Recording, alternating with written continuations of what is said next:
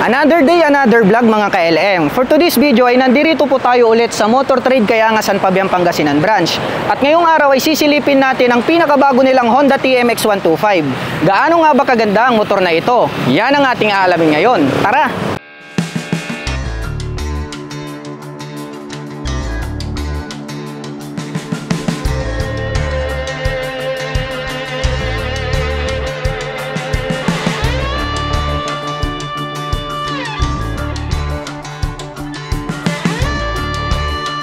At kung ang hinahanap mong motorsiklo mga ka-LM ay business type motorcycle na matipid pagdating sa pagkonsumo ng gasolina, well, mayroon po tayo ritong Honda TMX 125. Ngayon naman ay uumpisahan po natin sa kanyang physical appearance. Well, dito sa harap makikita natin agad agaw pansin po itong chrome color na kanyang headlight. So mapapansin po natin na square type po ito at bulb type po yung kanyang ginagamit.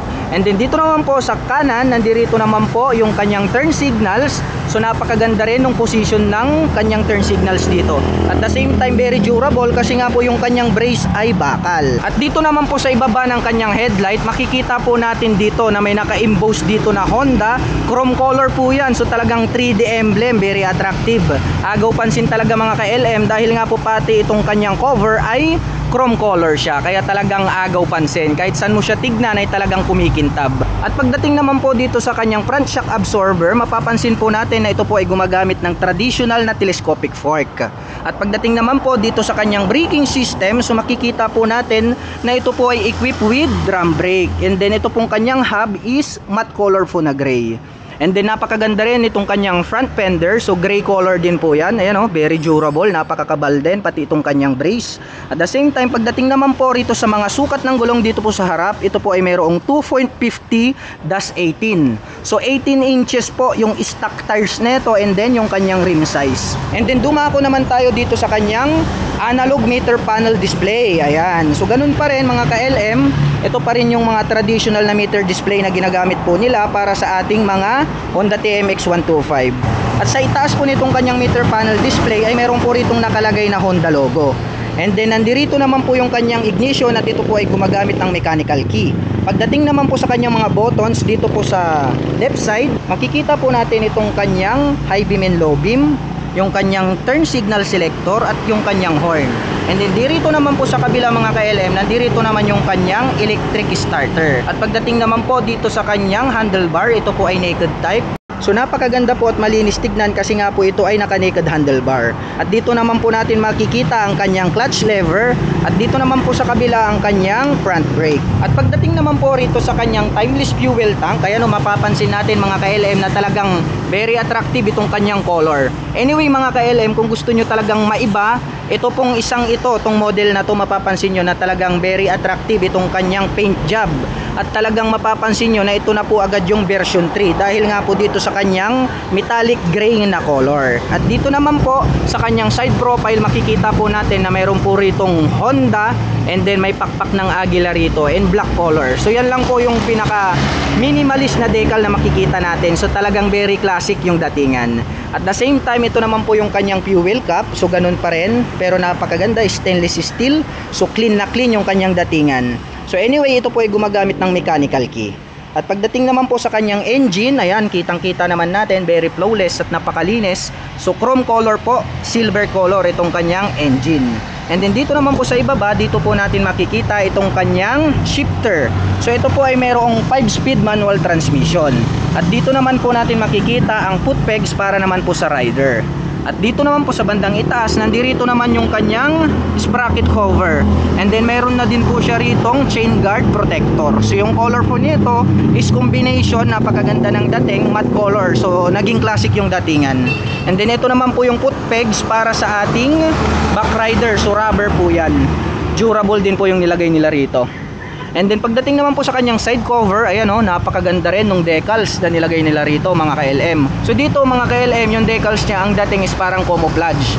dahil meron po siya ritong silver tapos gray.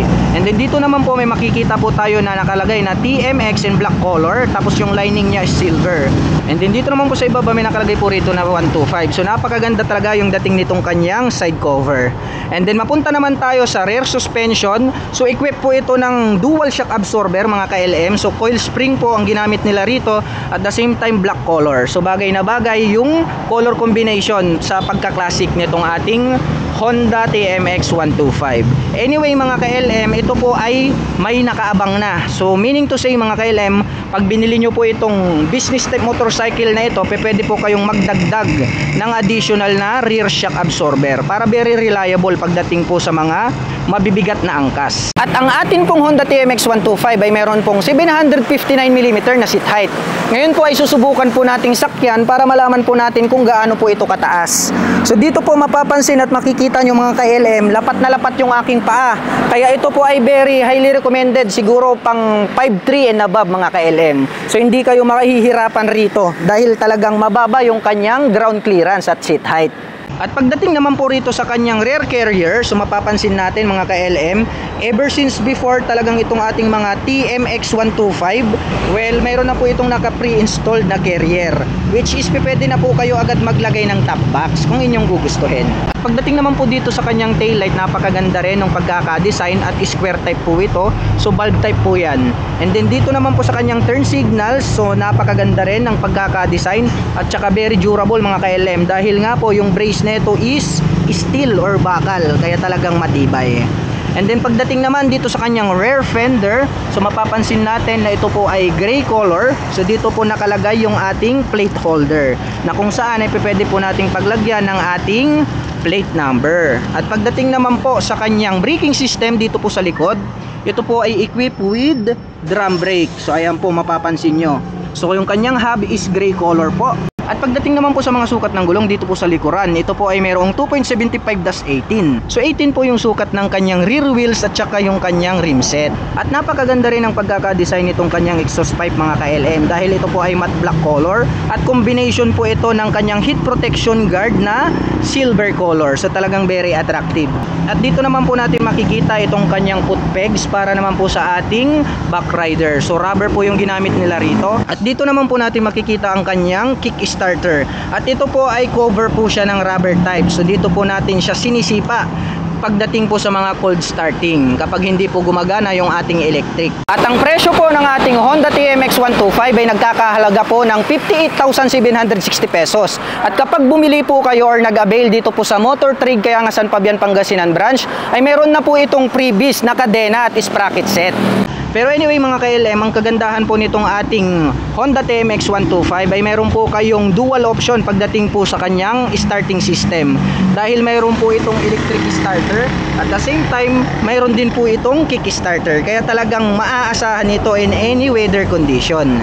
At dito naman po natin makikita ang foot peg para sa rider or driver, at nandito naman po yung kanyang foot brake. At pagdating naman po dito sa kanyang upuan, mapapansin po natin na napakaganda nitong pagkakatahe nitong kanyang upuan. So talagang very premium looks yung dating nitong kanyang seat cover. At the same time mapapansin nyo mga ka-LM, napakakapal at napakalambot din. Kaya talagang very comfortable kapag sinakyan mo ang ating Honda TMX 125. At pagdating naman po sa kanyang engine specifications, ito po ay mayroong 125 cubic centimeter engine displacement, naka 4-stroke at naka overhead valve.